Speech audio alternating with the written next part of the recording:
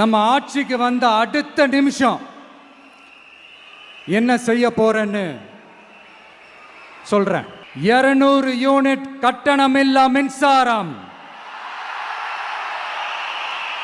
Number 2,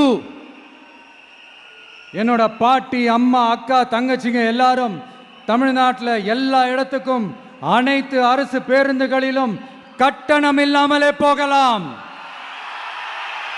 number 3, சட்டம் ஒழுங்க சரியா ரொம்ப ஸ்ட்ரிக்டா நிலைநாட்டியே தீருவோம்.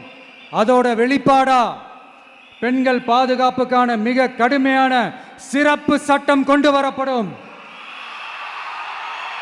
அது மட்டும் இல்ல, நம்ம இளைஞர்களோட பாதுகாப்புக்காக போதைப் பொருள் தடுப்பு மற்றும் ஒழிப்புக்கான சிறப்பு சட்டம் கொண்டு வரப்படும். And I will visit one district headquarters, that is the collectors